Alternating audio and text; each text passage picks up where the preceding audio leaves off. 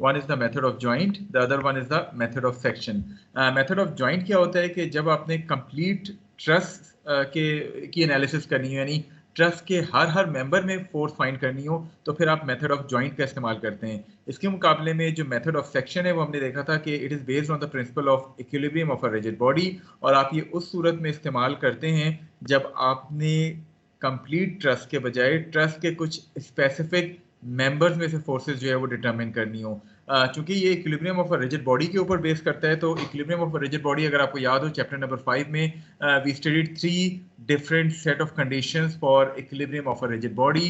The first set involves 2 force equation and 1 moment equation. The second set involves 2 moment and 1 force equation, and the third set involves the 3 moment equation. तो आप इन तीनों में से कोई भी एक set इस्तेमाल कर सकते हैं for analysis of that particular section जो ट्रस्ट का आपने कट किया होगा। सो मेथड ऑफ सेक्शन की जो हमने कल बात की थी, when we need to find out the force in only a few members of a truss, then we can use the method of section for performing the analysis. It is based on the principle that if the entire truss is in equilibrium, then any section or segment being considered is also going to be in equilibrium. हम कहते हैं कि चूंकि आपके पास जो method of section है वो इस चीज़ पे बेस करता है कि अगर ये ट्रस्ट इक्विलिब्रियम में है तो इसका मतलब क्या है कि अगर आप इसका कोई भी सेक्शन कट करेंगे तो that particular section would also be in equilibrium. So the method of section can be used to cut or section the members of an entire trust. कल हमने बात की थी कि हम किस तरह किसी भी सेक्शन को कट कर सकते हैं ट्रस्ट के for the purpose of its analysis. I hope कि यहाँ इसी पॉइंट पे हमने कल स्टॉप किया था कल का लेक्चर।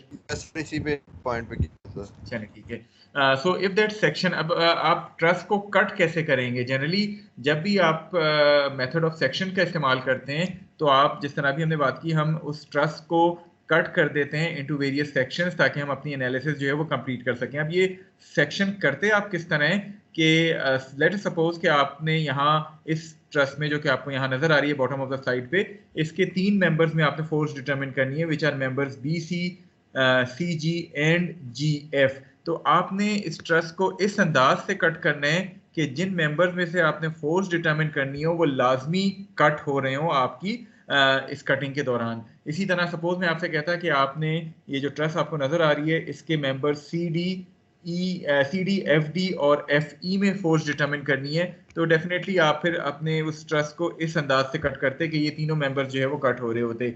इसी तरह लेट सपोज मैं आपसे कहता कि आपने मेंबर्स ए बी और ए जी में फोर्स फाइंड करनी है, तो फिर उस सूरत में आप ट्रस्ट को इस तरह जो है वो कट करते। तो आप फुल सेक्शन एक तरह से ट्रस्ट को जो है वो कर रहे होते हैं डिपेंडिंग अपॉन कि किन मेंबर्स में आपने फोर्सेस जो है वो डिटरमिन करनी है। आपने जिन मेंबर में फोर्सेस डिटरमिन करनी है वो लाजमी कट होने चाहिए आपके सेक्शन में। मोरओवर आपके पास अभी जिस तरह हमने बात की, you have only 3 independent equilibrium equation whether you are using set 1, set 2 और set 3 of those equilibrium equation for a rigid body. आपके पास at a time 3 independent equations equilibrium की जो है वो मौजूद होती हैं। सो इट मींस दैट आप मैक्सिमम 3 अननोन्स के लिए इन इक्वेशन को सॉल्व कर सकते हैं। लिहाजा जब भी आप किसी भी सेक्शन को कट करेंगे इस मेथड ऑफ सेक्शंस के लिए, तो इस बात का ख्याल रखें कि आपके पास 3 से ज़्यादा मेंबर जिनमें फोर्सेस अननोन हैं वो कट सेक्शन में नहीं होने चाहिए। मैक्सिमम 3 मेंबर जो है वो कट होने चाहिए, क्योंकि आपके पास इन द एंड 3 इक्वेशन आएंगी इक्विलिब्रियम की। आप इन तीनों इक्वेशंस को सॉल्व करते हुए उन अननोन फोर्सेस को जो है वो डिटरमिन कर सकते हैं। जैसा कि मैंने अभी बात की, अगर हम इस ट्रस्ट को कंसिडर करें और आपसे कहा जाए कि आप मेंबर्स बी सी जी सी और जी एफ में फोर्स डिटरमिन करें, तो इसका मतलब क्या है कि आप इस ट्रस्ट को यहाँ से कट करेंगे कि ये तीनों मेंबर्स बी सी जी सी और जी एफ जो है वो कट हो रहे हो। उसके बाद आप करते क्या है कट करने के बाद कि आप इन दोनों में से किसी भी एक सेक्शन की फ्री बॉडी डायग्राम जो है वो ड्रॉ करते हैं। Either that can be the left section और that can be the right section. यहाँ सिर्फ आपको समझाने के लिए दोनों सेक्शंस की फ्री बॉडी डायग्राम जो है वो ड्रॉ की गई है, लेकिन आप जब एनालिसिस कर रहे होंगे तो आप किसी एक सेक्शन की फ्री बॉडी डायग्राम बनाएंगे जिसको आप अपनी एनालिसिस में इस्तेमाल कर रहे होंगे।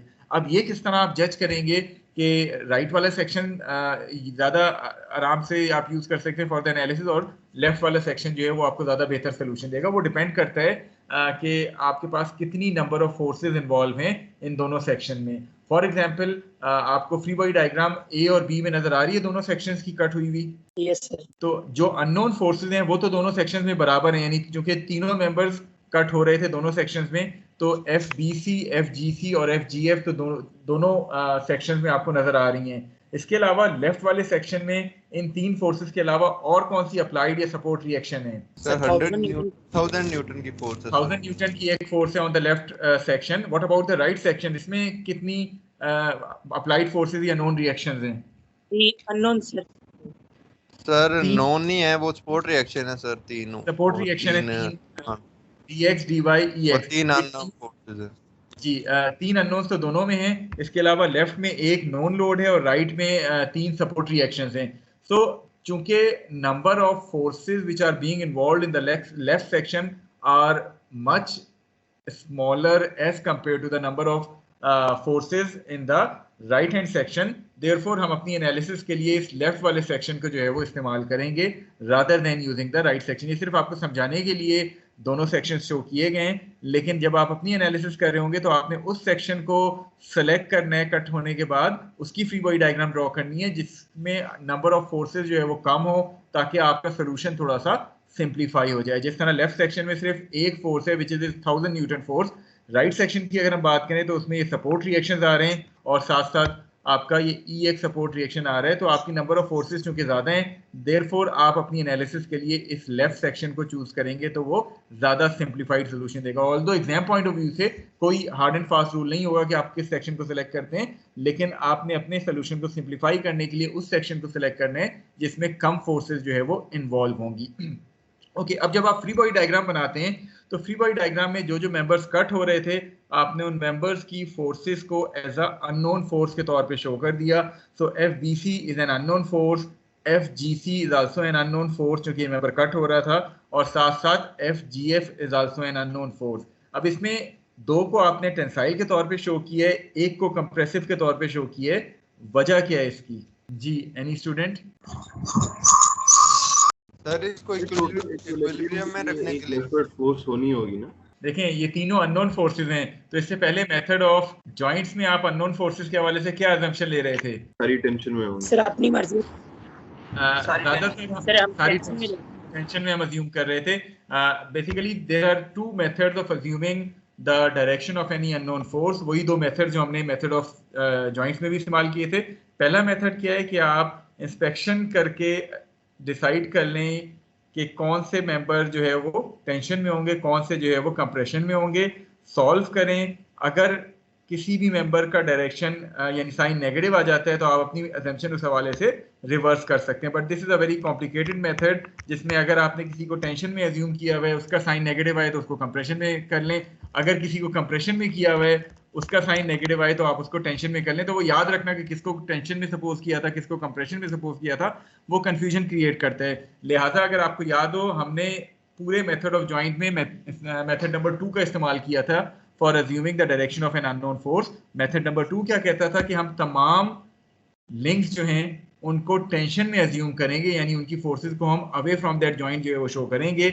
अगर किसी का साइन नेगेटिव आ जाता है तो हम उस पर्टिकुलर लिंक के हवाले से अपनी अजम्पशन रिवर्स कर लेंगे। तो इसमें याद रखने की जरूरत नहीं होती कि हमने किसको टेंशन में सपोज किया है, किसको कंप्रेशन में। तमाम को हम टेंशन में सपोज कर लेंगे, अज्यूम कर लेंगे, सॉल्व करेंगे, आंसर जिसका भी नेगेटिव आए उसको हम रिवर्स कर लेंगे अजम्पशन को। So the same method is going to be applied here as well. So हम अगर इस पर्टिकुलर केस की एनालिसिस कर रहे होते तो हम एफ जी एफ को भी टेंशन में ही सपोज करते, that is it is being drawn away from that section जो कि हम कंसिडर कर रहे हैं। So we are always going to use method number 2 for assuming the direction of an unknown force, that is all the unknown forces are again assumed to be in tension। Equation of equilibrium apply करेंगे, जिस force का sign भी negative आ जाएगा उसके हवाले से हम अपनी अजम्पशन को रिवर्स कर देंगे। Is this point clear to all of you? Yes sir. चलिए, अब आपने इसकी फ्री बॉडी डायग्राम बनाई लेफ्ट वाले सेक्शन की, तो आपको ये तीन अननोन फोर्सेस मिली और साथ साथ आपको एक नॉन लोड 1000 न्यूटन का जो है वो मिल गया था। अब आपके ख्याल में हमें किस पॉइंट के अबाउट मोमेंट लेनी चाहिए जिससे हमारे पास किसी एक अननोन फोर्स की वैल्यू मिल जाए। सर 0.3 से अगर हम लेते हैं सर पॉइंट जी, अगर हम लेफ्ट वाले सेक्शन की बात करें तो इनमें से 3 अननोन फोर्सेस में से 2 अननोन फोर्सेस पॉइंट सी में से पास हो रही हैं, although point C is not part of that section जो कि हम कंसिडर कर रहे हैं, लेकिन हमें ये पता है कि इनकी लाइन ऑफ एक्शन दोनों फोर्सेस की पॉइंट सी पे जाके मीट करती है। सो अगर सबसे पहले हम summation moments about point C लेंगे तो आपको ऑटोमेटिकली एफ जी एफ की वैल्यू जो है वो मिल जाएगी, isn't it? Sir point G भी ले सकते हैं ना? जी, अब सेकंड स्टेप में आप क्या करें, चूंकि दो फोर्सेस जी से भी पास हो रही हैं तो आप बजाय conventional set of equation equilibrium use करने के आप सेकंड सेट का इस्तेमाल कर सकते हैं जिसमें आप दो मोमेंट इक्वेशन ले रहे हैं। सो आप समेशन मोमेंट अबाउट पॉइंट जी अगर अप्लाई करेंगे तो आपके पास चूंकि दो फोर्सेस जी एफ और जी सी पास हो रही हैं पॉइंट जी से, आपके वो दोनों जीरो हो जाएंगी और आपको डायरेक्टली एफ बी सी की वैल्यू मिल जाएगी। सो दो अननोन आपको इस तरह मिल गए by taking moments along about point C and moment about point G. So अब तीसरा अननोन कौन सा रह गया, एफ जी सी, वो किस तरह फाइंड करेंगे? सर वो समेशन एफएक्स या समेशन एफवाई से कर ले। जी, तो आप आइदर समेशन एफ एक्स और समेशन एफ वाई यूज कर सकते हैं। लेट्स सपोज कि आप समेशन एफ एक्स यूज कर रहे हैं, ठीक है, समेशन एफ एक्स यूज कर रहे हैं तो समेशन एफ एक्स वाली इक्वेशन में कितनी टर्म्स आनी चाहिए इस फ्री बॉडी डायग्राम के हिसाब से? 3 से 3 टर्म्स आएंगी। अगर आप समेशन एफ वाई यूज करेंगे तो कितनी टर्म्स आएंगी? 2 आएंगी सर 2 2 आएंगी। तो ज्यादा सिंप्लीफाइड क्या होगा, एफ एक्स या F Y? Sir F Y. तो आपने समेशन एफ वाई का इस्तेमाल किया, आपको एफ जी सी की वैल्यू भी मिल जाएगी। सो मेथड ऑफ सेक्शन मैं दोबारा समराइज कर देता हूँ, ये चलें अगली स्लाइड पे हमने ऑलरेडी इसको समराइज करना है। आप मेथड ऑफ सेक्शन में करते क्या है कि first of all you make a decision on how to cut और section a truss through the members where forces are to be determined. सबसे पहले तो आप ये जज करते हैं कि जिन मेंबर्स में आपने फोर्सेस डिटरमिन करनी है किस तरह मैं कट करूं कि वो मेंबर्स जो है वो कट हो जाएं, पहला पॉइंट। सेकंड क्या है, before isolating the appropriate section it may first be necessary to determine the truss support reaction। यानी हो सकता है कि आप जब मेथड्स को कट करें, अब यहाँ तो इत्तेफाक ऐसा था कि लेफ्ट वाले सेक्शन में कोई सपोर्ट रिएक्शन इन्वॉल्व नहीं था तो आपने डायरेक्टली उसको सिलेक्ट कर लिया अपनी एनालिसिस के लिए, लेकिन अगर दोनों सेक्शंस में सपोर्ट रिएक्शंस मौजूद हैं तो फिर आपको हो सकता है पहले सपोर्ट रिएक्शन जो है वो डिटरमिन करने पड़े। वो किस तरह आप डिटरमिन करेंगे? The method is same, equilibrium of a rigid body 2 dimension वाला चैप्टर 5 का पहला टॉपिक हम इस्तेमाल करेंगे for determining the support reactions if required। अगर ज़रूरत है तो हम फाइंड करेंगे, अगर ज़रूरत नहीं है तो हमें सपोर्ट रिएक्शंस फाइंड करने की कोई जो है वो ज़रूरत नहीं पड़ेगी। Then in step number 3 you will be drawing the free body diagram of that section जो कि आपने कंसिडर किया है which involves the least number of forces. जिस तरह अभी हमने बात की थी कि आपके ऊपर कोई बाइंडिंग नहीं है कि आप कौन सा सेक्शन सेलेक्ट करेंगे, लेकिन अपने सोल्यूशन को सिंप्लीफाई करने के लिए बेहतर ये है कि आप उस सेक्शन को अपनी एनालिसिस के लिए सेलेक्ट करें जिसमें कम नंबर ऑफ फोर्सेज जो है वो इन्वॉल्व हैं।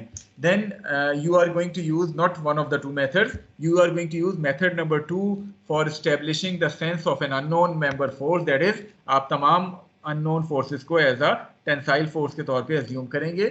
Moments should be summed about a point that lies at the intersection of the lines of action of two unknown forces। जिस तरह की हमने कहा, आप कोशिश करें कि मोमेंट्स उन पॉइंट्स के अबाउट सम कर लें जिस पे एटलीस्ट दो अननोन फोर्सेज जो है वो पास हो रही हो ताकि आपको थर्ड की वैल्यू जो है वो मिल जाए। इसी तरह आप बाकी दो फोर्सेज की वैल्यू जो है वो या तो फोर्स समेशन से निकाल लें या एक मोमेंट एक फोर्स से निकाल लें, या इवन आप तीनों मोमेंट इक्वेशंस को यूज करते हुए अपनी अननोन फोर्सेज को फाइंड कर सकते हैं। So this is the complete procedure for finding the forces in various members of a truss using the method of section. कोई क्यूरी आपकी प्रोसीजर के हवाले से हो तो आप पूछ सकते हैं, अदरवाइज फिर हम एक या दो एग्जांपल सॉल्व करते हैं जिसमें हम इस मेथड ऑफ सेक्शन का इस्तेमाल कर रहे होंगे। जी, एनी क्यूरी? सर ये लास्ट स्टेप क्या है? लास्ट स्टेप एक बार समझा। देखिए कौन सा ये if two unknown forces are parallel, इसकी बात कर रहे हैं? यस। देखिए वो यही है कि आपने मोमेंट इक्वेशन यूज करके एक अननोन तो निकाल लिया, अब बाकी दो अननोन रह गए, वो आप या तो summation F X summation F Y से निकाल लें या आप चाहें तो एक मोमेंट एक फोर्स से निकाल लें, या आप चाहें तो मजीद 2 मोमेंट्स को इस्तेमाल करते हुए निकाल सकते हैं। ये लास्ट स्टेप्स आपको क्लियर हो जाएंगे अभी, अब जब हम एग्जांपल्स करेंगे कि आप Yes, sir. इंस्पेक्शन देखते हुए कि मोमेंट ज्यादा फिजिबल होगी या फोर्स ज्यादा फिजिबल होगी, आप वो वाली इक्वेशन इक्विलिब्रियम की इस्तेमाल कर सकते हैं।